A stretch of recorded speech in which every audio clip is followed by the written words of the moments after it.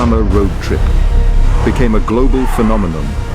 Many years ago, a road trip which was supposed to be just another pitch meeting of two creators, one wild idea and a watch that turns a kid into aliens. Here the rise of Ben 10 began. In the midst of the trip, the executives laughed. Too complicated, they said. Kids won't get it. 3 years later, Ben 10 became one of the most successful franchises in Cartoon Network history, generating over $6 billion in revenue, spawning 5 series, changing animation forever. This is the story they never told you. The near cancellations, the rejected designs, the voice actor who almost quit, and the one decision that saved everything. Let's look back to 2004. Cartoon Network's offices in Burbank, California. 2 men walk in with a pitch that sounds insane. Meet the man of action. Not one person, but 4. Joe Kelly, Joe Casey, Duncan Rouleau, Stephen T. Siegel.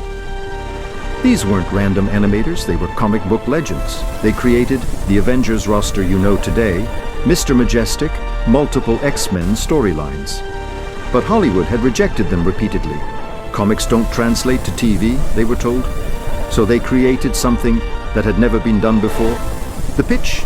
A 10-year-old kid finds an alien watch, which allows him to transform into 10 different aliens, each of them with unique powers, each with a purpose. But here's the genius part that saved the pitch. They didn't say, here's our idea. They said, here's your toy line. Every alien was designed to be a toy. Every transformation was a product. They weren't pitching a show, they were pitching a multimedia empire.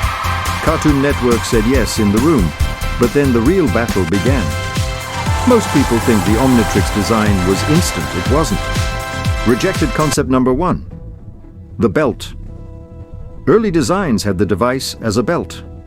Why was it rejected? Kids couldn't see it in action shots. The watch was visible, the belt disappeared. Rejected concept number 2. The glove too similar to existing shows. Plus, it looked too evil, according to focus groups. Rejected concept number 3. The original aliens. The first alien roster, completely different. Cannonbolt wasn't in the original 10. Wildmutt was almost cut entirely. Forearms was originally called Quad. Heat Blast almost had a completely different design. But the biggest change? Ben himself. Original Ben was 13 years old. Darker, more serious. Think Teen Titans, not Summer Vacation. Focus groups hated it. Test audiences said, too edgy, too angry, not relatable. So they made him younger, goofier, more impulsive, and suddenly, it worked. But then came the voice casting, and this nearly ended everything. The voice casting crisis. Tara Strong, legendary voice actor, Powerpuff Girls, Teen Titans, was the first choice for Ben. She auditioned. She was perfect. They offered her the role. She said no. Why? She didn't believe the show would succeed. Another boy hero show, she'd seen dozens fail. They auditioned 47 other kids. Nobody worked. They went back to Tara. She said yes on one condition, creative input on Ben's personality. Tara Strong later said, I made Ben annoying on purpose. 10-year-old boys are annoying. That's what made him real. That decision. That's what made Ben relatable. That's what made the show work. The Omnitrix. Technology that changed everything. Let's talk about the Omnitrix, because this wasn't just a plot device. This was revolutionary storytelling technology. The genius of the Omnitrix design. Rule number 1. Limited time transformations had a time limit. Why? Drama, tension, stakes. If Ben could stay alien forever, where's the conflict? Rule number 2. Random selection. Early.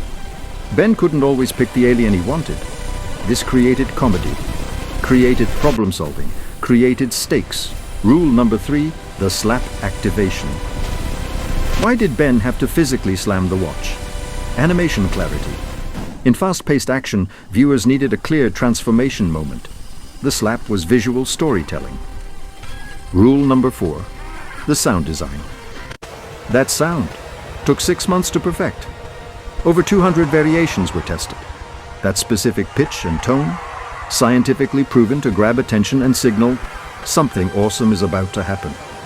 The transformation sequences. Each transformation took exactly 3.2 seconds. Why that specific time? Hey long enough to be satisfying, short enough to not bore kids, consistent enough to become iconic. And each transformation had rules. Always started with green light. Always showed Ben's silhouette first. Always ended with the alien's signature pose.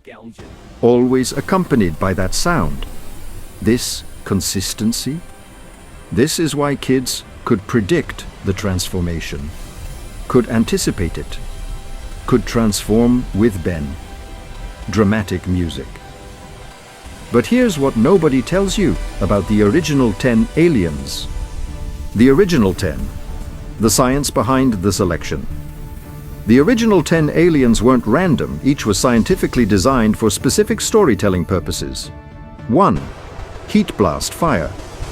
Purpose. Offensive power. Destruction. Storytelling. Learning responsibility with power. Toy potential. Lights and sounds. 2. Wild mutt.